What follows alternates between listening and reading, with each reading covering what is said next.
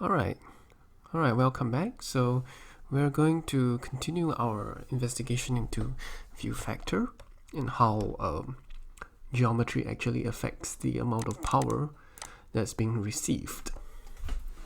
So we've already gotten our little expression for intensity. So the intensity received by this small solid angle d omega is expressed by this much. So that is the total power that's coming out of this area dA, and then you subdivide it by d omega, you subdivide it by solid angle, and then you kind of get intensity. That's the general idea of how it's supposed to go, and that's just the concept. Of course, if you know, solid angle across a hemisphere, which we are considering here, it's a hemisphere from this side all the way. So it's a hemisphere this side like that. The solid angle is 2 pi. So is I, if we say it's if I is subdivided by solid angle, and the total solid angle in hemisphere is 2 pi, is the emissivity, or the total power emitted per that little area, is E equals I divided by 2 pi. Answer is no. You can't just divide it like that, so to speak. You have to perform some sort of integration. And why is that? Because you see, the most power is actually emitted at the top, but as you go to the sides, it's getting less and less power. So we have to kind of correct for that. So we need to perform integration in order to find out the relationship between this total power emitted, this total power emissivity, or emission, whatever you call it. Yeah, let me look for the right term. Total emissive power. Okay, total emissive power. We need to look for, we want to relate it to this I, because this I, it's kind of useful for us to determine the heat exchange between, let's say, this dA and this whatever this solid angle represents. Yeah, that's very useful. But other than that, when you want to use I to calculate, we kind of want to relate it to this E, because this E, this total power emissivity, that's something we probably know already. And this is something we kind of have to manually calculate out anyway. So it would be useful to actually have a kind of a rough relation between this I and this E. So let's just do that. Okay, so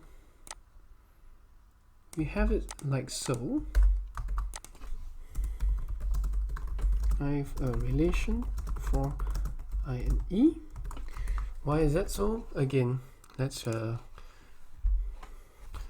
say we have, again, these two plates, or you have these two plates on top. Let's say we have dA1, these two areas, dA2, right? Then excuse me, we have a line drawn between the center of the two, and then we want to find out the heat transfer from this to this, right? So eventually we find that we don't know what I is. We kind of need to find E at the end of the day. So, well, let me show you what I mean. All right. So we have this plate here. Let's say we want to find the heat. Let's find total heat from area dA1 to dA2. Let's quickly copy this over. Drag this out.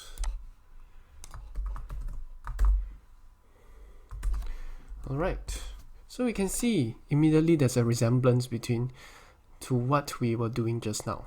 Alright, so this intensity, I mean this power that's being received by A2, let's consider the power, so let's consider the power received by dA2. Okay, so here is dA2. We'll just plug and play our formula, and the power output, again, the power output by this dA1 in total, or rather I should use this is better. Power output by this dA1 total, it is dQ. Okay,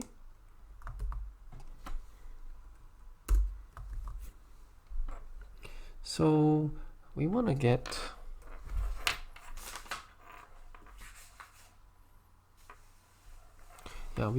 this dQ, so we make dQ the subject here. I d omega cos theta dA. Now, which A are we talking about? This A, if we are talking about the A1 as our reference, so this has to be dA1. And this cosine theta is, of course, cosine theta 1. Yep, this is cosine theta 1 and dA1. Alright. And so, well, let's consider the receiving end, since we have already considered the sending end. So, how can we consider A2? Well, A2 is, the amount received is this much. Okay, so the amount received is determined by the solid angle here. Okay, so we note that A1 and A2 have these angles, and the solid angle that we are concerned with, A2 receiving, this is the d omega, that's represented by this d omega here.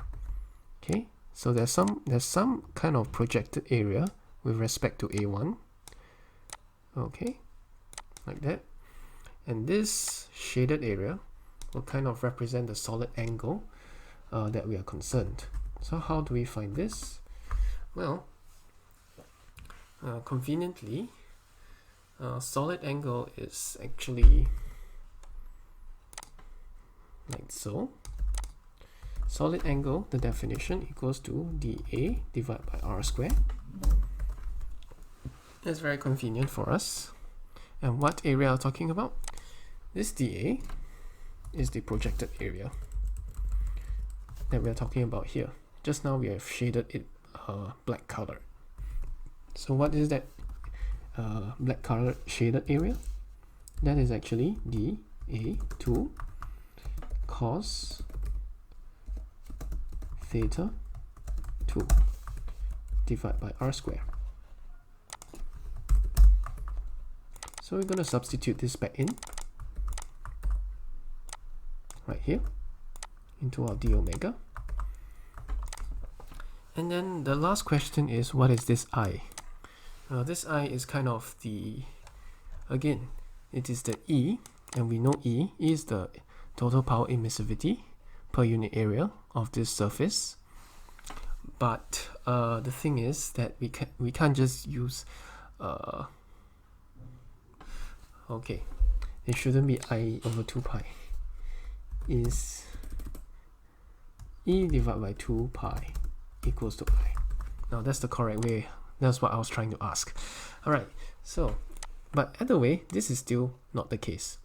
We have to integrate because this theta, as the way we subdivide out our total power emissivity, E, it will depend on the angle theta 1 here. because this will actually play a role. So we cannot just simply take the solid angle here, which is 2 pi, the solid angle of this hemisphere here, 2 pi. We can't do that. And it's a hemisphere, not just this. There's a hemisphere.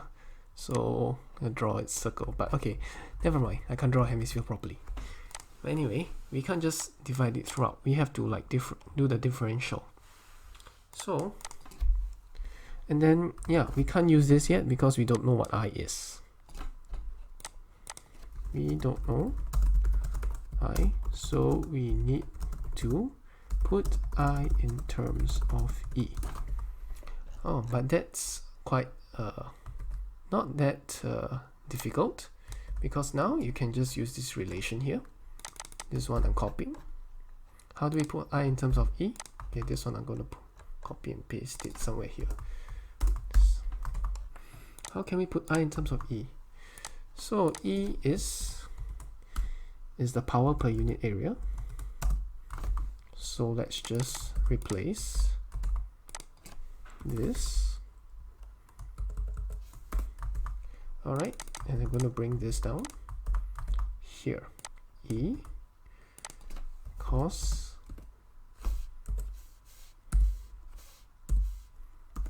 theta.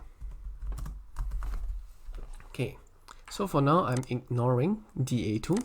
I'm just going back to our definition of I. So what is d omega again?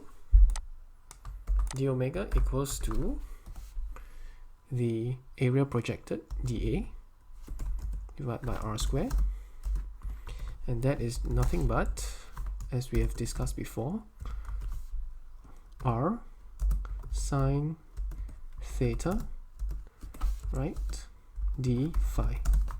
So r sine theta was the top, then the r sine theta was the top, right, of that semicircle, as we have seen before. What do we see? Oh, wrong side. Yeah, it's over here. See, r sine theta d phi, and then r d phi d theta. So r d theta. All right. So d omega is just sine theta d theta d phi. That's how d omega is. Okay, so we just substitute this back in. Okay, so now I will need to have two integrals, right? There you go, and this should go in. Okay.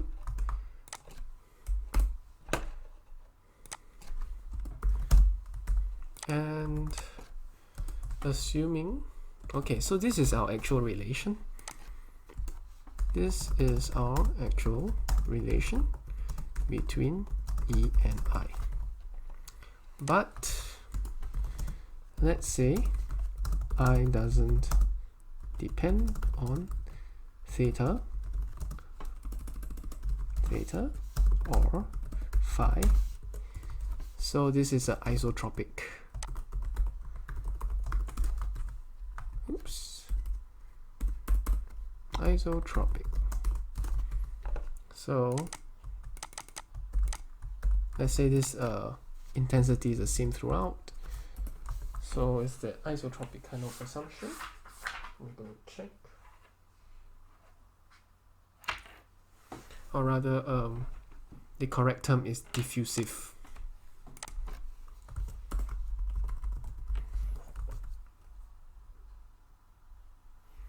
Wait, diffusively radiating. It's somewhat similar to isotropic, but it's not exactly the same. Okay, so we can bring I out. And then what is this? We have to integrate across the solid angle in the hemisphere.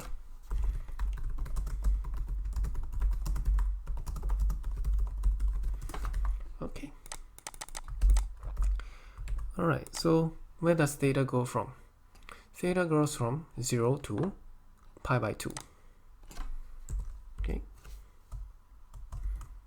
0 by 2. So I'm going to copy this in. And where does phi vary from? Phi goes from 0 to 2 pi. So I'm going to copy this whole expression here. Okay, how did I get these numbers?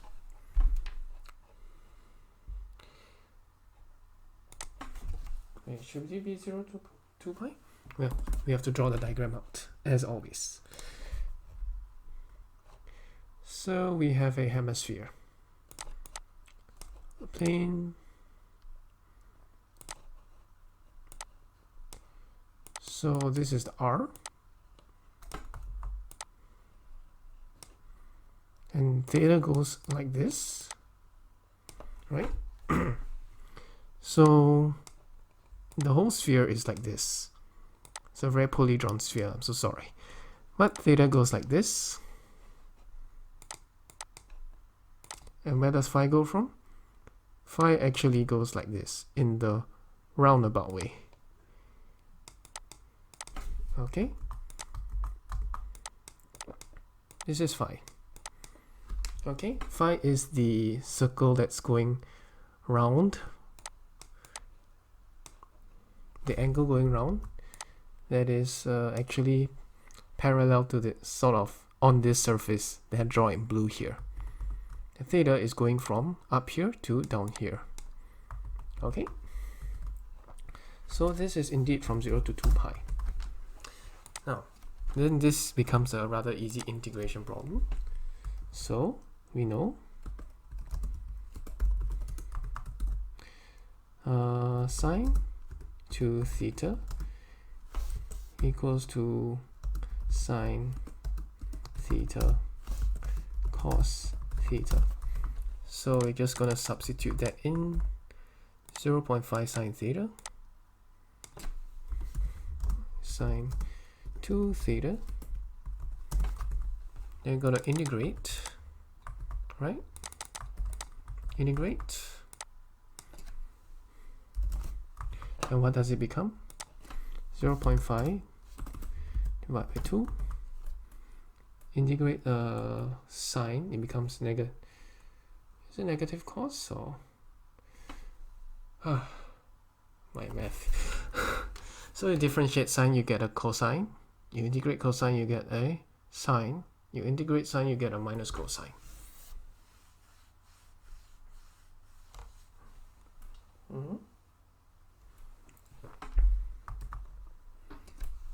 So minus cosine 2 theta, right?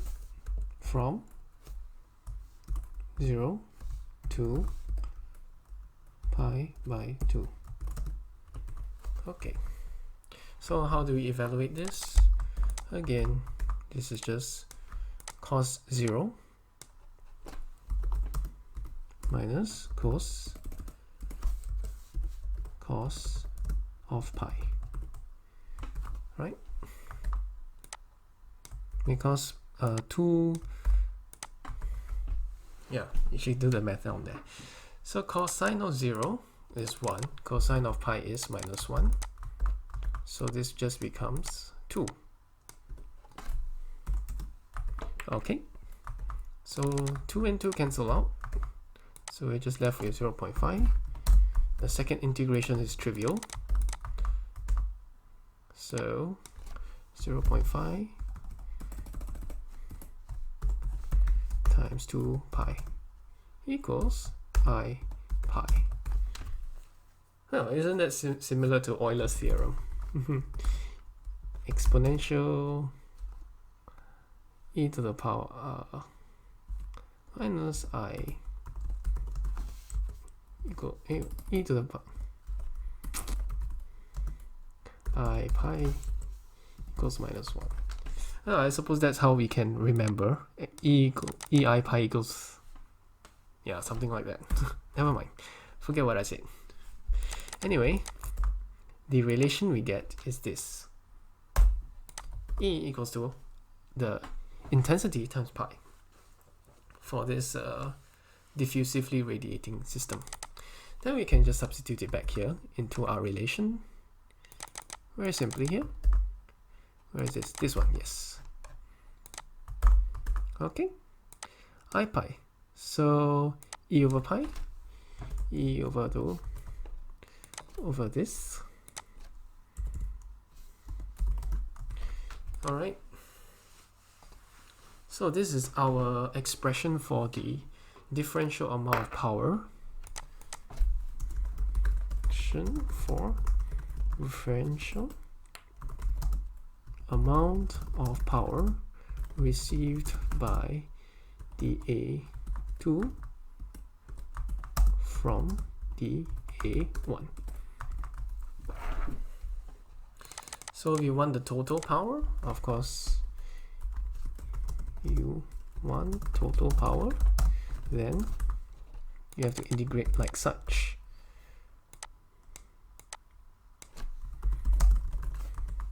So you have this like so, or we have to actually integrate over A1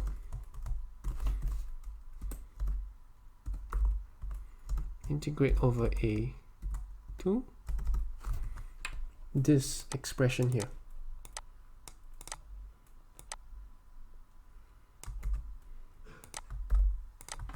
Right, going from phase 1 to 2. Now, of course, if we are going the other way, we actually don't need to sort of we don't need to do the whole integral again. We can just swap 1 and 2 because you can see it is very, very similar. Let me show you.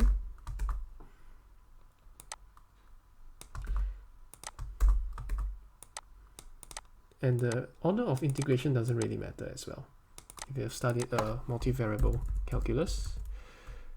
Okay. Oh, never mind. Forget it. Yeah, I'll just leave it as that. It is the same. So this is E1. Okay, I can of course bring this out because it's constant. Okay, if going the other way, surface 2 to 1, we just kind of reverse the order, except yeah, maybe the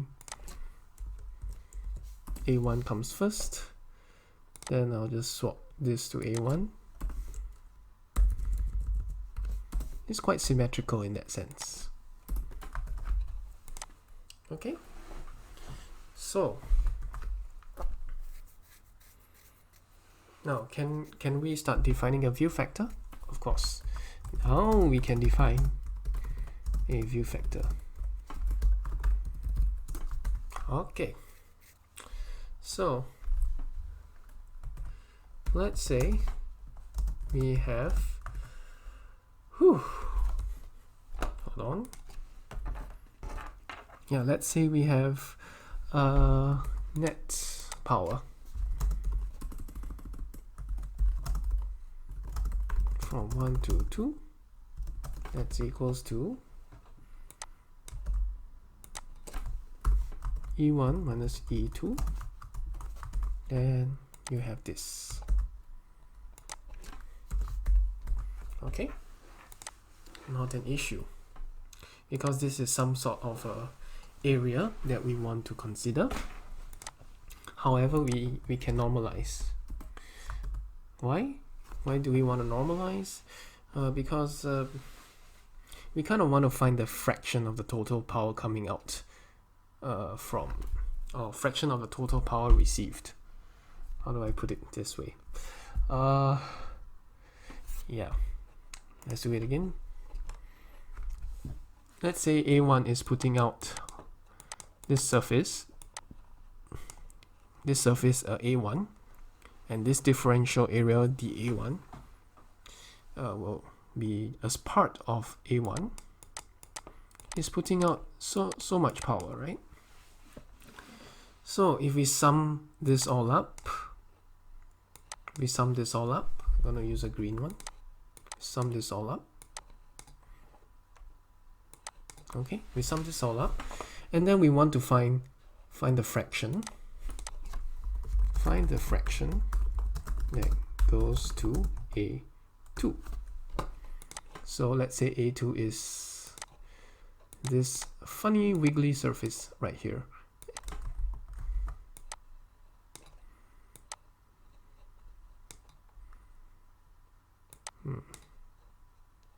Yeah, this funny wiggly surface right here. Find the fraction that goes to A2. Alright, whatever the shape is. So if we want to find the fraction that goes to A2, this is our view factor.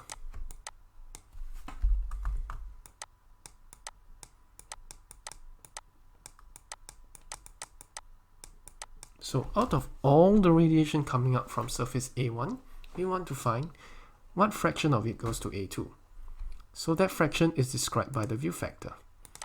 So again, what is the total net power coming out of A1? So we will have A1 here, 1 divided by times 1 divided by A1, because we want to find the fraction. So this is the total power, net power received, or net power being emitted from 1. Okay, that's representative of that. And then you have this factor over here that depends purely on geometry, nothing else. Okay, and what is this r square? This r is actually this distance between the 2 points that we are talking about. Okay, so what is view factor? View factor is this. Bam! Wow. And you can imagine it's pretty tough to even solve for this little view factor thingy. Okay, so now we have derived an expression for our view factor. We can actually start doing some problems with these. So see you in the next video.